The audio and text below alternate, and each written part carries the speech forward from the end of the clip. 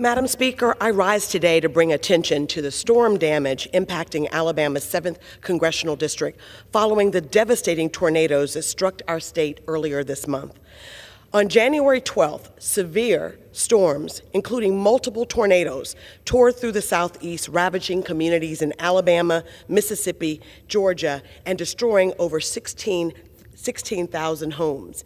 In my district alone, 6,000 properties sustained damage, many to the point of irreparable repair. Across Alabama's Black Belt, rural communities that were still recovering from financial ruin of COVID-19 were once again devastated. Hale County, with less than 15,000 residents, lost over 92 homes with an estimated $2 million worth of damage. Greene County and Sumter County, also in my district, sustained damage. Just outside of my district in Autauga County, 7 precious lives were lost that day. And in my beloved hometown of Selma, Alabama, an EF3 tornado tore through the town center, leveling homes, businesses, churches, and community centers in the Queen City. I spent much of last week in Selma, boots on the ground to survey the damage and to assist with the recovery effort. I will never, ever forget the scene as I entered Selma that evening. It was pitch black as I crossed the bridge. No lights, just street after street of complete devastation. The following morning, I was joined by Governor Ivey, Senator Britt, Selma's Mayor James Perkins, and state and local officials to tour the wreckage.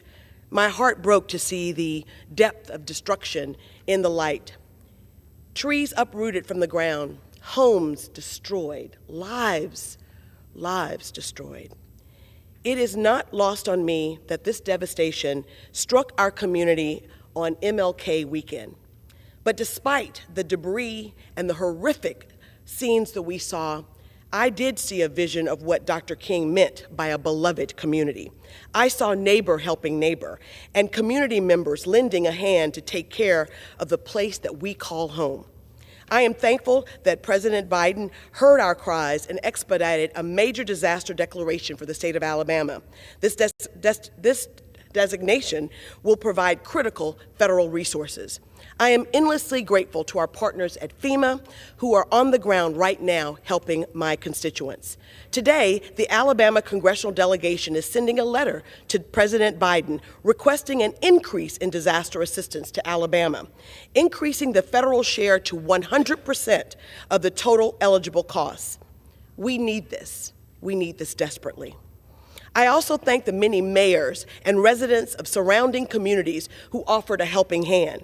We are indeed resilient people in Alabama's 7th Congressional District, and nothing about that will change. Out of this destruction, I know that we have a unique opportunity to reimagine Selma and surrounding areas and to build back better and stronger than before.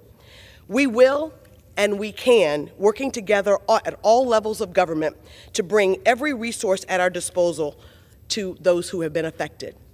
This evening at 6:30 Central Time, I will be hosting a live telephone town hall about a disaster assistance to answer questions and for my constituents to hear directly from FEMA and the Alabama EMA on disaster assistance.